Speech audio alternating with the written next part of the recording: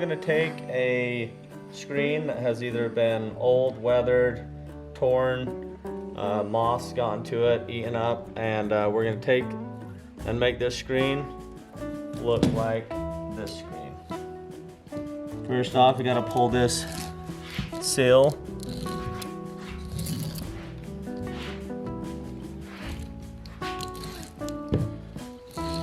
You want to have at least an inch on each side before you start rolling in. You have two sides to a roller.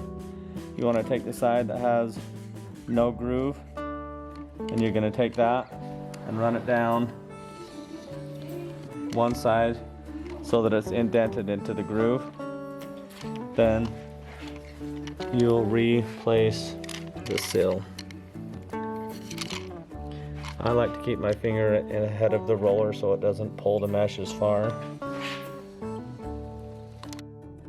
Do the same thing, run this down.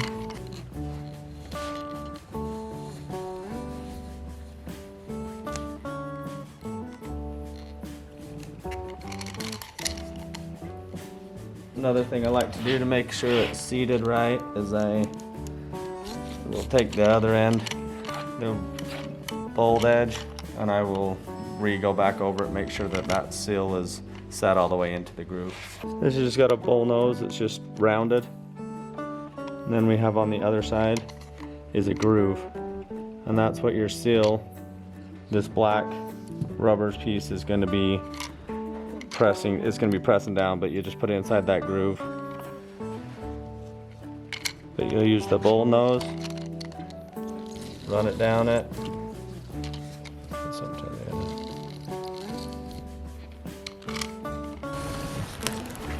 By running your roller down this groove, by running it down before you put the sill in, that will push it down so that it's going to do an even set. It's going to pull evenly down the line so you don't get any wrinkles or waves in the mesh.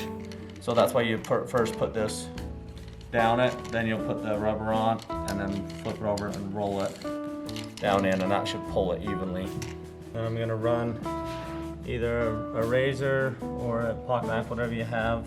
I'm gonna run it. I try to keep the blade, try not to go too much this way, try to do it more straight. That way you're not gonna catch this little edge here and recut your screen. So you wanna keep your blade away from that edge. And then I just pull a little bit of pressure so I know that it's cutting. And I just run it down the edge.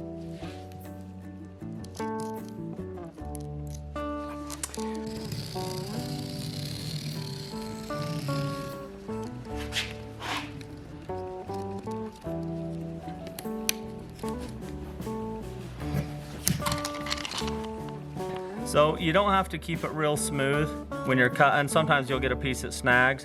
You don't have to keep it steady or smooth. You can stop and go. If you end up cutting out the side like this, you just restart back in the middle. It's not, and you're just running right down that little rubber bead, just on the inside there. And take whatever time you need, just make sure you don't cut into that new piece of mesh that you've just put on.